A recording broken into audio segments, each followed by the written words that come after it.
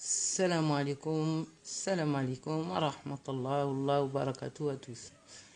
Donc je fais cette vidéo, c'est une première pour moi, en fait pour dénoncer une personne, Eric Trésini, alias Sir de Belgique. Vous trouverez ses comptes sur Sir de Belgique aux chaînes officielles.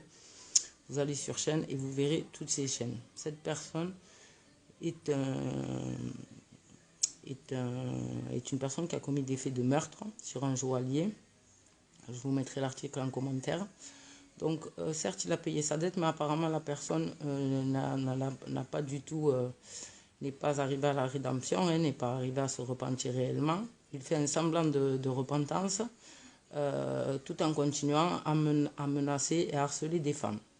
Donc, j'ai été obligée de répondre et de réagir, puisque nous avons eu des conversations privées de l'ordre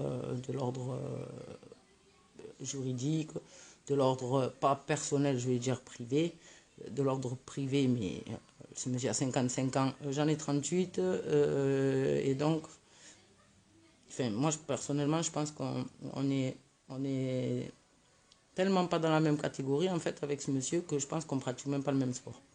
Bref, après tout ça, je vous laisse un court extrait, comme il a pu se le permettre lui-même, puisque les échanges privés sont totalement juridiquement sont totalement interdits, c'est-à-dire que diffuser ce que je vais vous faire là, une discussion privée sans l'accord et le consentement de la personne qui est diffusée, des deux protagonistes, donc, puisque dans une conversation on est obligatoirement 2, voire 3, voire 4, c'est pénalement répréhensible. Mais je vais le faire puisque à fait de guerre, on applique une politique de guerre. Donc, je vais vous montrer un peu ce personnage. Moi, je suis musulmane, donc j'ai les idées comme tous les musulmans par rapport au Coran. Et vous comprendrez pourquoi dans les vidéos plus tard. Mais écoutez ce personnage, donc, qui est un criminel. Qui a été un criminel, qui a payé sa dette, mais qui reste un criminel. Il a tué une personne. Et je vais vous mettre le lien en plus, entre parenthèses. Mais 20 ans après, donc c'était en 80. Enfin, j'ai le lien. Donc c'est, disons, dans les années 85. Hein. Donc nous sommes en 2020. Écoutez ce monsieur. Ouais,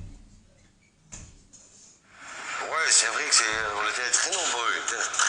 Très nombreux sur le chat ce matin. Mais en vérité, je m'en fous. C'est bien.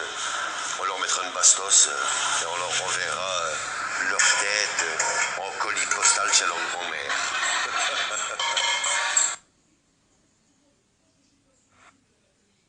Je vais vous le faire écouter. On leur enverra une bastos. T'en as pas déjà mis assez des bastos? Ouais, c'est vrai qu'on était très nombreux.